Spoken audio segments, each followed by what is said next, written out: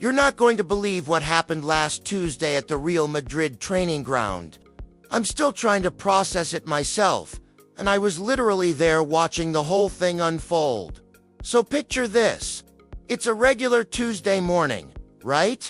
Cristiano had just finished his 6 a.m. workout, because of course he did, and was doing his usual post-training routine of admiring his reflection in every possible surface. The man literally flexes at water bottles.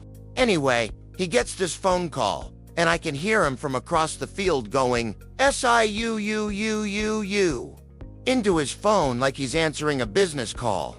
Turns out it was Florentino Real Madrid's president, and he's practically hyperventilating on the other end. "Cristiano," he says, "we need you to go to Barcelona today, right now." Now, asking Cristiano to go to Barcelona is like asking a cat to take a bath. His face went through about 17 different expressions before he finally managed to ask why. That S when drops the bomb. Messi S locked himself in Camp Nou and whoa, uncome out. He says he's not leaving until you come talk to him. I kid you not, Cristiano dropped his protein shake. Cristiano Ronaldo, the man who once caught a phone that fell out of a helicopter, dropped a simple protein shake because Leo Messi wanted to talk to him. But here's where it gets really weird. Apparently, Messi had been at Barcelona since 4 a.m. that morning, just sitting in the center circle of the pitch.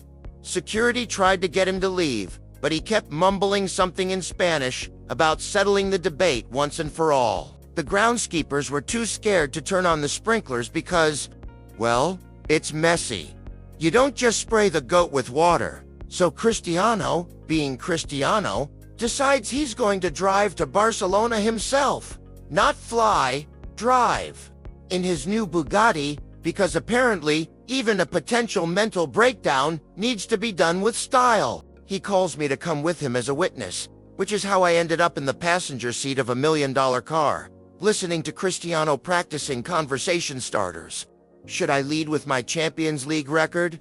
He asks me while doing 180 on the highway, or maybe mention the Euro wins. No, wait, what about my bicycle kick against Juventus? I suggested maybe just saying hello first, but Cristiano was having none of it. We get to Camp Nou around noon, and there's this crowd of reporters, fans, and confused-looking Barcelona staff all gathered outside. Apparently, word had gotten out, and now half of Spain was waiting to see what would happen when the two greatest players of all time finally had their showdown.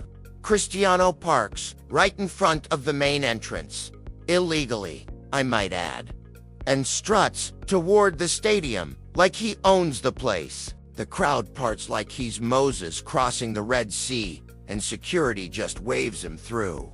I guess when you've scored that many goals against a team, they just let you walk in. We find Messi exactly where they said he'd be. Center circle, legs crossed, eyes closed, looking like he's meditating or having some kind of spiritual experience. He's wearing his old Barcelona jersey, the one from 2015, and his cleats are off, just sitting neatly beside him. Cristiano stops about 10 yards away and just stares. For maybe 2 full minutes, these two legends just look at each other. The silence was so thick, you could cut it with a Champions League trophy. Finally, Messi opens his mouth and says, "I keep having this dream that we're both 60 years old, sitting in a retirement home, still arguing about who's better." Cristiano, without missing a beat, goes, "In my dreams, I'm still doing steepovers at 80. And then, I swear this is true." Messi starts laughing. Not just a chuckle, but full-on cracking up. Soon Cristiano's laughing too. And I'm standing there like a third wheel, watching the two goats have what might be the most expensive therapy session in history. That's when Messi drops the real bombshell. He tells Cristiano that he's been thinking about retirement again. But every time he tries to imagine football without their rivalry, it just feels empty. "Who am I going to prove wrong if you're not there?" he asks. Cristiano sits down on the grass. "And let me tell you, Watching Cristiano Ronaldo sit cross-legged on grass in his designer tracksuit was something I never thought I'd see. He tells Messi that he's been feeling the same way. The young players, they're good, he says, but they don't understand what we built. This thing between us, it made us both better. What happened next was probably the most surreal hour of my life. These two competitors, who have spent 15 years trying to outdo each other, start sharing stories. Messi tells Cristiano about the pressure he felt when Cristiano moved to Real Madrid. Cristiano admits that Messi's 2012 goal record kept him up at night for months. They talked about their kids, their fears, their weirdest superstitions. Did you know Messi has to touch the grass before every free kick? And Cristiano practices his celebration faces in the mirror every morning? I felt like I was eavesdropping on football history. But then Messi gets this mischievous look in his eyes. You know, the one right before he's about to nutmeg someone. He stands up and says, "One more game. Right now. Just you and me. First to 5 goals wins. And whoever loses has to admit the other one is better." The groundskeeper nearly fainted when Cristiano jumped up and shouted, "Deal!"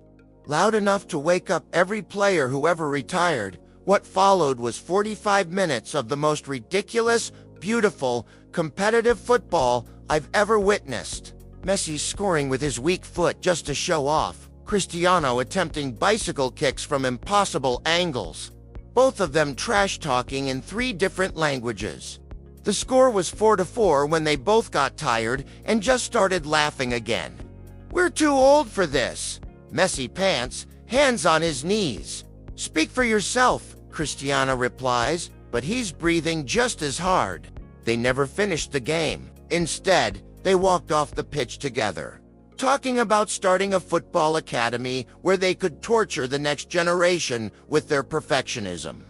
As we left Camp Nou, Cristiano turned to me and said, "You know what?